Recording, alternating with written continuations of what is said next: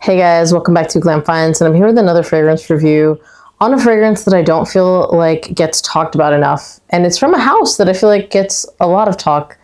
It's just this one is, in my opinion, severely neglected. So from the house of Xerjoff, it's Xerjoff 1861 Decas.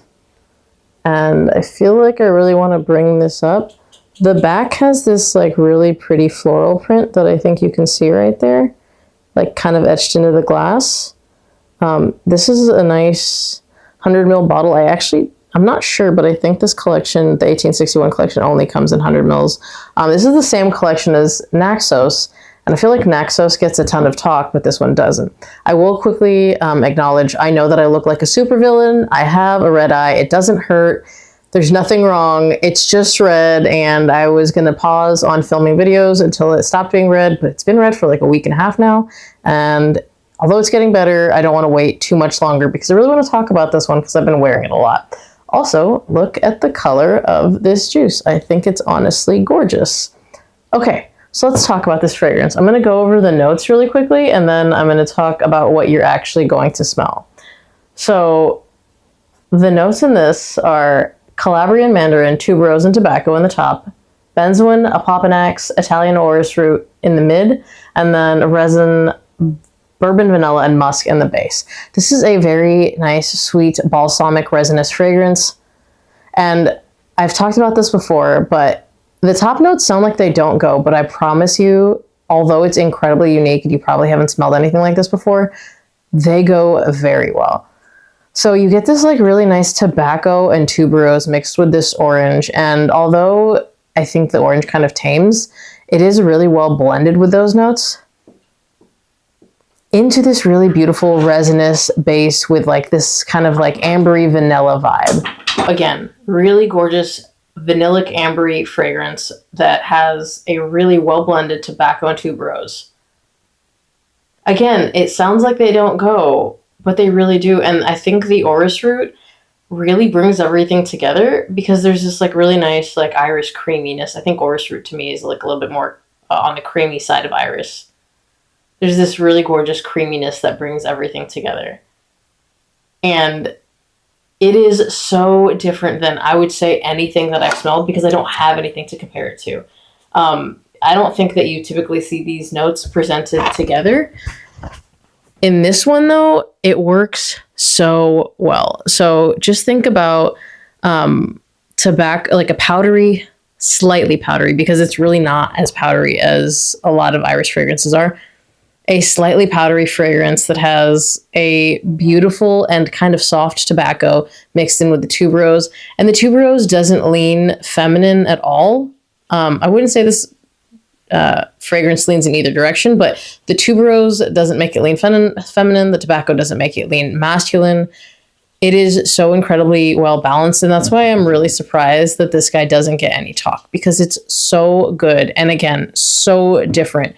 But it just seems to be completely overlooked in the 1861 collection, probably because of Naxos, which, quick story, I bought this because my sister really wanted a bottle of Naxos for her husband. So when I was buying it, because I obviously, like, they come to me to get the better deals. So when I was buying it, I found Decas and I like looked at the notes and they were really different. And I was like, I'm just going to blind buy it because, I mean, that's what we do in this community. We blind buy it. It's the most fun. When I got it, though, I was floored. I was like, this is so good. And this could go in either direction because I actually do not recommend this as a blind buy because, again, it's unique. So you don't know if you really like it until you smell it and get it on skin. Okay. But again, nice balsamic resinous fragrance with a nice ambery vanilla dry down and a tobacco, I guess, kind of airy tobacco that goes hand in hand with this really beautiful tuberose.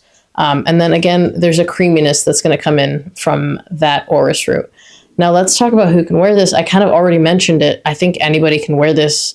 I do kind of feel like it is for a more mature audience. I don't necessarily think that someone who is a little bit more youthful is going to enjoy it as much because it does kind of have a more mature vibe. But think about what I just said. Think about the kind of citrus that is blended in with those notes. If that sounds like something that you would like, I would at least get my nose on it, grab a sample. But let's talk about when you could wear it, because the reason I'm talking about it now is because this is a perfect fragrance for colder days. I have worn it in the summer and I liked it, but now that I've been wearing it in cooler weather, I like it so much more. It is gorgeous. Again, like ambers, resins, like vanillas. This is their season to shine. So I have been busting this out a lot more. I've been reaching for it really frequently lately. That's why I was like, I should probably talk about it because it comes up in a lot of my videos. And again, I don't think that it's talked about enough. Anyone can wear it. Perfect for colder weather. In terms of occasions, I would dress it up, but you could totally dress it down. It just has a vibe that I think goes really well with being dressed up. Definitely good for a date night, definitely good for a formal event, but if you go light on the sprays, I think it would be good for work. I completely skipped over performance, so let's talk about performance. This is a very long lasting, and I'm talking over 8 hours long lasting. It's a resinous fragrance, I think, in the nature of like the resins and kind of the sweetness that comes into this fragrance, you're gonna get a long lasting fragrance. Not beast mode projection, unless you overspray, then I would say you're going to get that. But I think it has really beautiful, moderate to above average projection. The longevity, though, is incredible. And I think that if you spray like a few extra sprays, you're going to get really good projection. I prefer kind of a more moderate sillage because I don't like to like blow people out of the room. And again, if you're going to wear it formally and on date nights, what I would do if you want to spray like me, I go behind the ears, on the wrists, and then before I get dressed, I put one here so it's not wafting too loud, right, like across my sternum.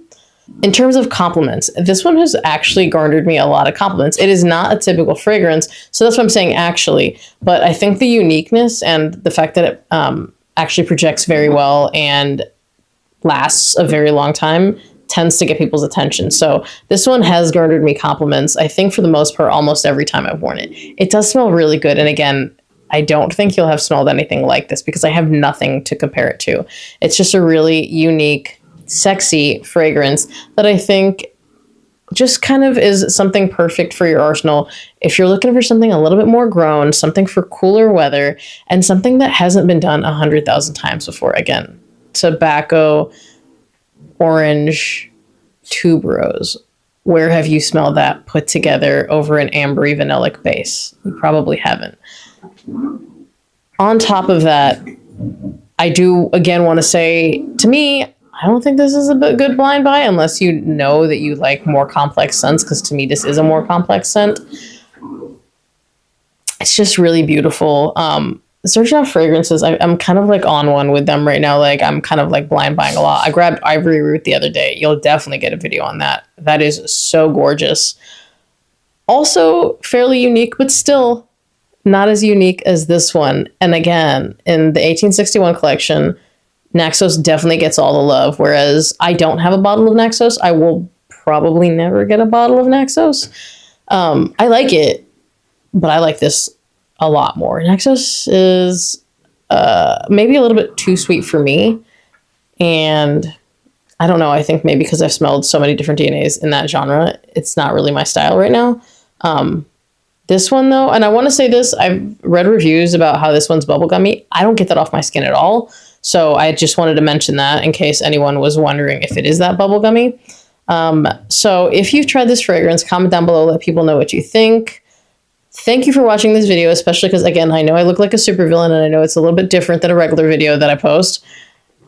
And I hope everyone has a good day. Bye!